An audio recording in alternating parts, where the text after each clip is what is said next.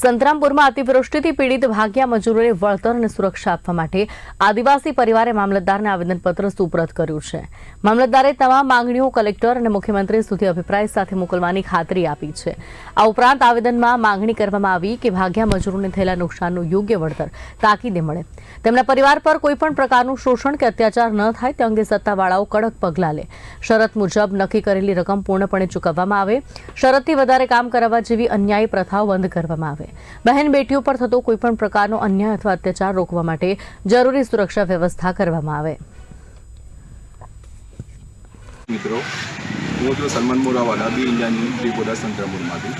દર્શકો, આજે તમે અમને જણાવી દઈએ, આજે સંતરામપુર આદિવાસી પરિવાર દ્વારા સંતરામપુર મામલતદારને મુખ્યમંત્રીને સંબોધિત આવેદનપત્ર આપવામાં આવ્યું છે। જે આવેદનપત્રની અંદર તેમની શું માંગણીઓ છે, શા માટે આપવામાં આવ્યું છે, તેના વિશે આપણે આપણી પાસે આદિવાસી પરિવારના સભ્યો જે હાજર છે તેમનાથી આપણે જાણીશું।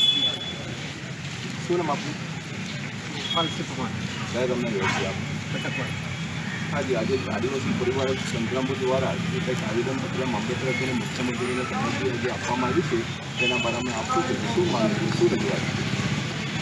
આજરોજ અમે સંતરામપુર આદિવાસી પરિવારના મિત્રોને લઈને મામલતદાર સાહેબના આવ્યા છીએ। તેમાં અમારી માંગ એ છે કે આદિવાસી સમાજના જે તે રાજ્યો, જો કે રાજસ્થાન હોય, મધ્યપ્રદેશ હોય, મહારાષ્ટ્ર હોય કે ગુજરાત, આ ગુજરાત રાજ્યમાં સૌરાષ્ટ્ર અને ઉત્તર ગુજરાતના વિસ્તારમાં જે બી આદિવાસી સમાજના ભાઈઓ બહેનો ત્યાં ભાગ્યા મજૂરી કરે છે, એ ભાગ્યા મજૂરી કરતાં આ વર્ષે થયેલ વધુ પડતા વરસાદમાં જે અતિવૃષ્ટિ થઈ હતી એમાં પાકમાં નુકસાન ગયેલ છે। તો સરકારે તો જે પણ સહાય આપી છે તે સીધીની સીધી ખેડૂતોના ખાતામાં જવાની છે, પણ અહીંયાથી જે ભાગ્યા મજૂર જાય છે એમના વળતરનું શું? તો એ બાબતને લઈને તેમજ તેમના પર જે અત્યાચાર, શોષણ અને એમના જે મુશ્કેલીઓનો સામનો કરવો પડે છે એ બાબતને લઈને અમે આજે આવેદનપત્ર કોને આપવામાં આવ્યું અને કોને સંબોધન આપવામાં આવ્યું?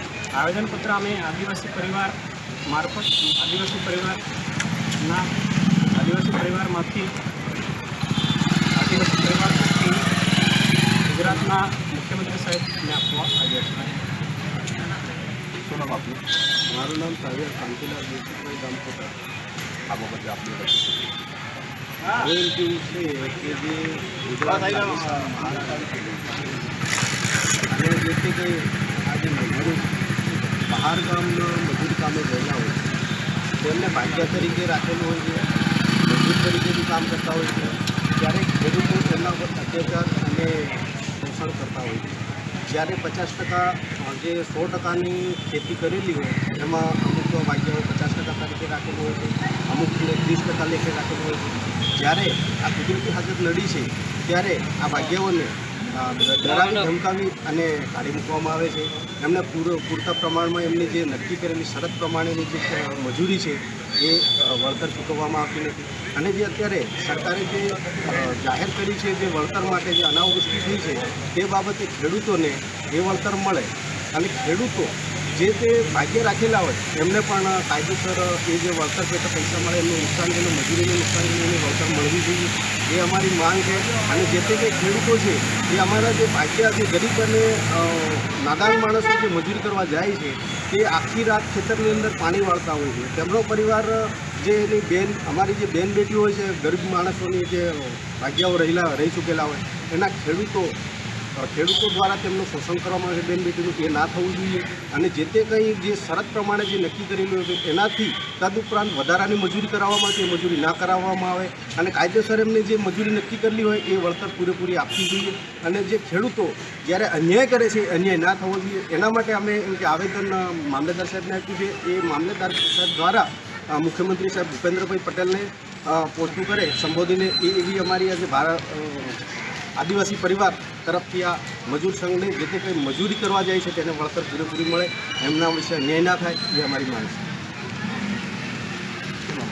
માધવીભાઈ બટાભાઈ આ બાબતે આપની આજરોજ અમે મામલતદાર સાહેબશ્રીને કે જે કમોસમી વરસાદના કારણે જે બહાર ગામ જે ખેડૂતો રહે છે એમને બહુ નુકસાન થાય છે અને એમને એટલું અમેથી વળતર મળતું નથી.